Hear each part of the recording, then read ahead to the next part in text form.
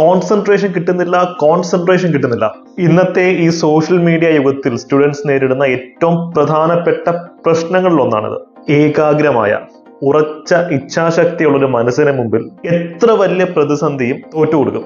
പക്ഷെ ആ level of concentration, ഏകാഗ്രത നേടുക എന്ന് പറയുന്നത് കുറച്ച് ടാസ്ക് ആണ്. ചുമ്മാതാ, ഈസിയാണ്. ഡിസിപ്ലിൻഡ് ആയി ഞാൻ പറയുന്ന ഒരു ടെക്നിക് നിങ്ങൾക്ക് ചെയ്യാൻ പറ്റുമെന്നുണ്ടെങ്കിൽ നഷ്ടപ്പെട്ടു പോയ ആ കോൺസെൻട്രേഷൻ നിങ്ങൾക്ക് തിരിച്ചു പിടിക്കാൻ സാധിക്കും. നല്ല കോൺസെൻട്രേറ്റഡ് ആയി പഠനം മുന്നോട്ട് കൊണ്ടുപോയാൽ ഈ റാങ്ക് ഒക്കെ നമ്മളെ തേടിയെത്തും. സോ എന്താണ് ആ ഒരു ടെക്നിക്?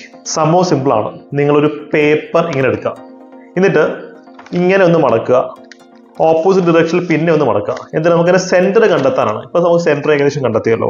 അതിനുശേഷം അതിന്റെ നടുഭാഗത്തായിട്ട് നിങ്ങൾ വെള്ള പേപ്പറാണ്, കറുത്ത പേന ഉപയോഗിക്കുക. എൻ്റെ ഇപ്പൊ തൽക്കാലം ഒരു പച്ചപ്പേനയാണ് ഉള്ളത്. ഒരു വട്ടം ഇട്ട് വയ്ക്കുക.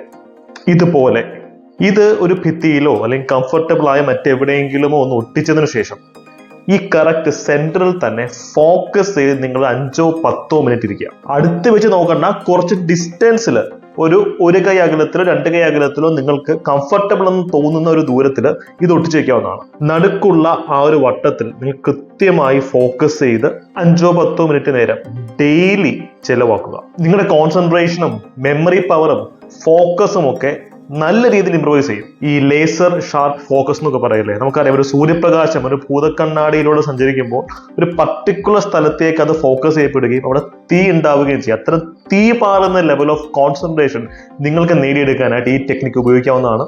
ഇത് എനിക്ക് റാങ്ക് നേടാൻ ഒത്തിരി ഉപകാരപ്പെട്ട ഒരു ലേണിംഗ് മെത്തഡോളജിയാണ്.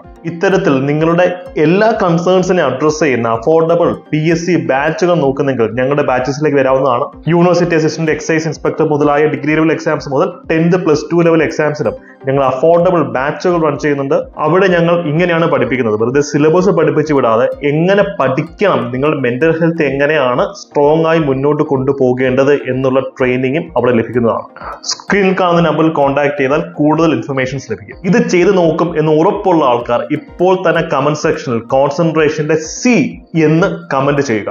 ഈ വീഡിയോ നിങ്ങളുടെ ഒരു സുഹൃത്തിനും ഷെയർ ചെയ്ത് കൊടുക്കുക.